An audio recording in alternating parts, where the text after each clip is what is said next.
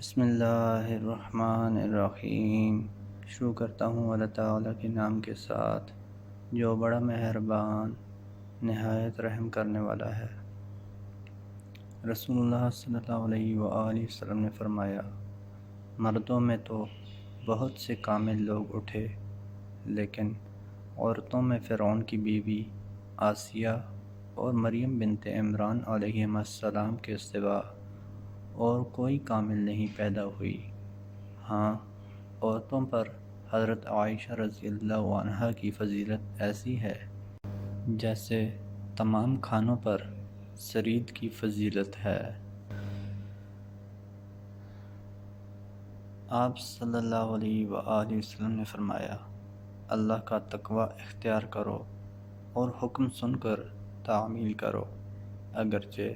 تمہارا حاکم کوئی حبشی غلام ہو، اور تم میرے بعد سخت اختلاف دیکھو گے تو میری سنت اور ہدایت یافتہ خلفائے راشدین کے طریقے کو اختیار کرنا، اسے ڈاڑھوں سے پکڑ کر رکھنا، یعنی اس پر مضبوطی سے قائم رہنا، اور نئے نئے کاموں سے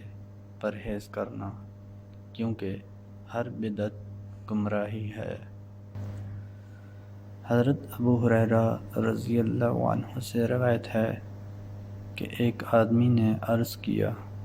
اے اللہ کے رسول، میرے کچھ رشتہ دار ایسے ہیں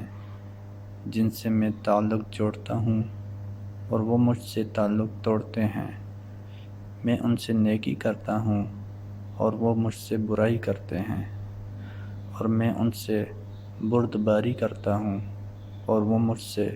بد اخلاقی سے پیش آتے ہیں۔ تو آپ صلی اللہ علیہ وآلہ وسلم نے فرمایا، اگر تو واقعی ایسا ہی ہے جیسا کہ تو نے کہا ہے، تو گویا کہ تو ان کو جلتی ہوئی راکھ کھلا رہا ہے، اور جب تک تو ایسا ہی کرتا رہے گا، اللہ کی طرف سے ایک مددگار ان کے مقابلے میں تیرے ساتھ رہے گا۔